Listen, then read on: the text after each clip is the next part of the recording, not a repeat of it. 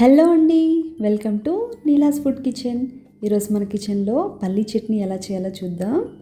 ఈ చట్నీ అన్ని టిఫిన్స్లోకి సెట్ అయిపోతుందండి. సో ఎలా చేయాలో రెసిపీని చూద్దాం.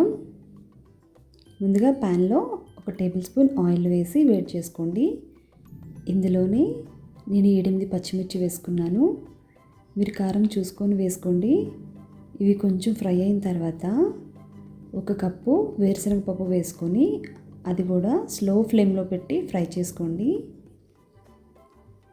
ఒక 5 మినిట్స్ అలా ఫ్రై అయిన తర్వాత ఒక చిన్న అల్లం ముక్క వేయండి, టేస్ట్ చాలా బాగుంటుంది. ఇది కూడా 1 నిమిషం పాటు ఫ్రై చేయండి. ఇప్పుడు ఒక 1/2 కప్పు పుట్నాల పప్పు తీసుకున్నానండి.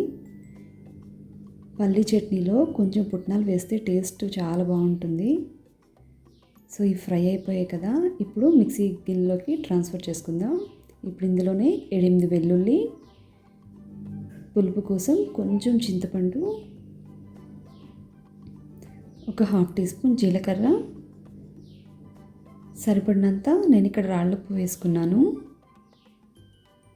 చూడండి, ఇందులో ఒక 1/2 గ్లాస్ వాటర్ వేసుకొని గ్రైండ్ చేసుకోండి.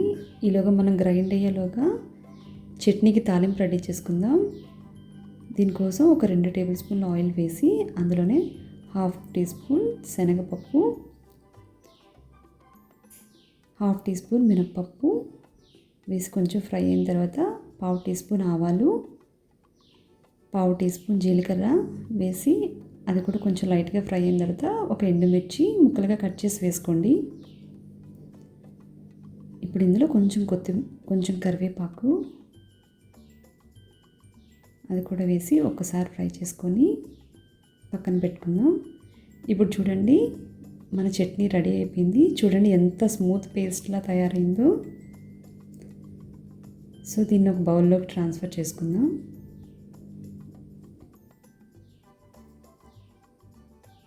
ఇప్పుడు మనం రెడీ చేసి పెట్టుకున్న తాలింపుని ఇందులో యాడ్ చేసుకుందామండి. చూడండి, మన పల్లీ చట్నీ రెడీ అయిపోయింది. ఈ వీడియో కనుక మీకు నచ్చినట్లయితే ప్లీజ్ లైక్ అండ్ సబ్స్క్రైబ్ అండి. Thanks for watching.